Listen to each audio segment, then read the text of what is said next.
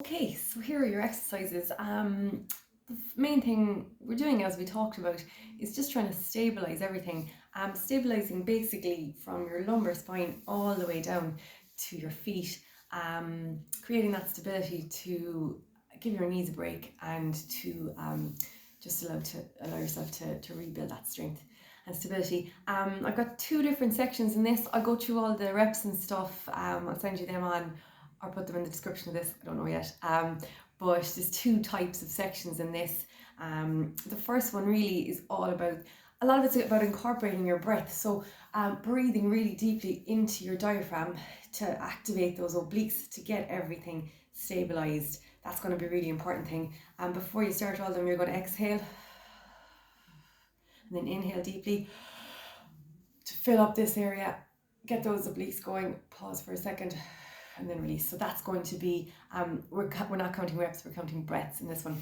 The first one is bird dog. The way I'm looking at this is, so you start in that all fours. Oh, and for most of your things as well, you're going to be really looking to get that anterior pelvic tilt, so tucking your bum down, firing up those glutes. Okay, so starting from here, tucking your tailbone and then facing down, and you can't see from here, but my leg is like that, so my heel is pointed away.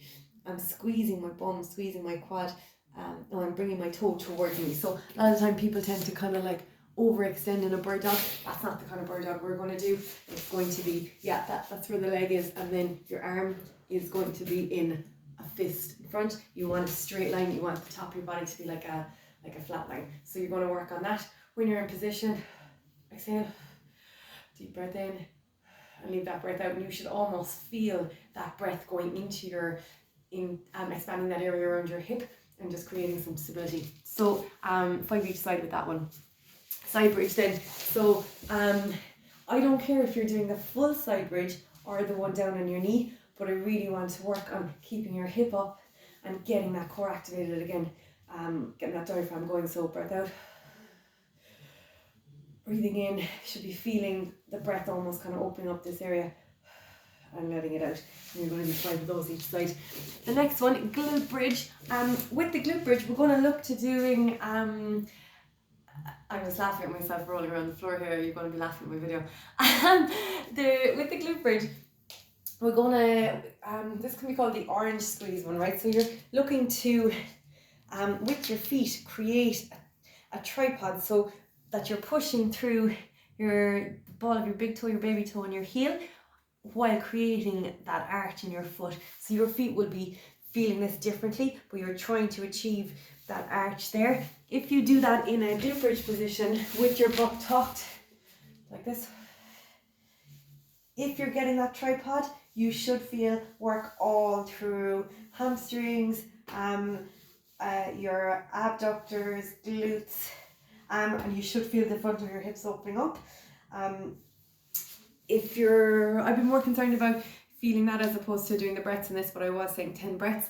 But if you, like for me, when I do that, I feel the weight coming back into my heels, I feel it coming out of my toes, so I have to readjust. And when I readjust, then I really feel that work going on in my hips.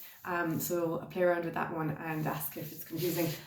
Develop that on then. Once you get used to that one, if you find it easy, do it as a single leg. But again, getting that orange squeeze, getting that arch in your foot, getting the tripod position, and you'll feel an awful lot of work going on in all your lower body basically. If you feel that in your back, just move the position of your foot, bring it further out, bring it further in. That's that. Wall sit. This is great for firing up the quads. It's also a core exercise. So just get into parallel, tuck your butt again, tuck your ribs in, push through your feet, even create that arch in your foot again when you're doing this, and then doing your breaths. Hanging out there, that will really fire up the legs. That will increase strength in your legs without having to go through that full range of motion that at the moment is a little bit unstable. So we'll start with this stuff and then build it up. I have said 1 to 3 rounds of that because maybe you'll start with 1, maybe some days you don't have time for more than 1, but there is that range. If you have time and if you've gotten used to them, do 3 and you will find a benefit.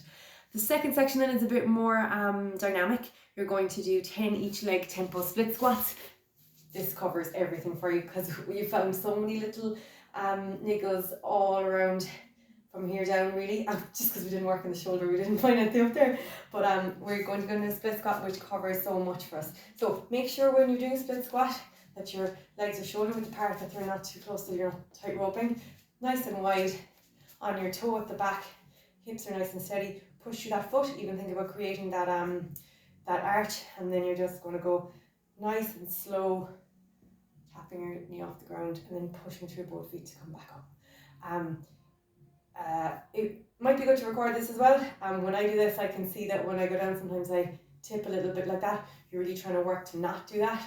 Use those breaths again to make sure you're nice and steady with this. Like so. Barefoot with this would be brilliant as well. Hamstring slides. So this one would be 5 each leg because this is a bit more challenging. You can hold on to something if you want for this. You're starting, it's kind of a lunge, but it would be a really poor lunge because you're starting with your leg a good bit far in as opposed to having your ankle under your knee. And so from here, you are going to slide that leg. See, it's not working with my sheet of paper. A sheet of paper usually works, but I think my flooring is too sticky. So when I get to here, I have my leg fully straight. I bring my toe towards my face and then I lean forward as far as I can. And I do everything in reverse. Come back up, slide that leg back in. 1. Just to repeat again. Tuck your bum, use the core. Get that leg nice and straight, nice and slow. Locking out the knee if you can. If it's too much to unlock it, just keep it a little bit bent. Toe comes up. Leaning forward, pause for a second, and then reverse. Now I'm doing this holding on to something. If you get used to that one, you can just let go of whatever you're holding on to, and it just makes it a little bit harder. Then split stance RDLs. You can use weights for these. You know, it's actually going to be beneficial without weight as well, but probably more fun with weight. So just like a normal RDL would be like this. Even test it out this way first. Then just bring one leg back. You're just on your toe on that leg just for a bit of balance, and then you're doing that RDL the exact same. Pushing your hips back. The leg you're working on is the one that's in front. That is just a soft bend and it's hips back all the way. 10 each leg. You're not looking to try to get the weights to the ground. You're just looking to get as close an angle as you can at the front of your hip so that your hips can go back further.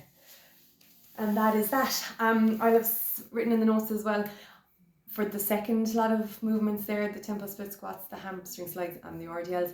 I'd like you to do an extra round on your left leg. So even if you're just doing one set, just do 2 on the left because you want to bring that strength up a little bit to balance it out. Okay, that was a long video. Enjoy!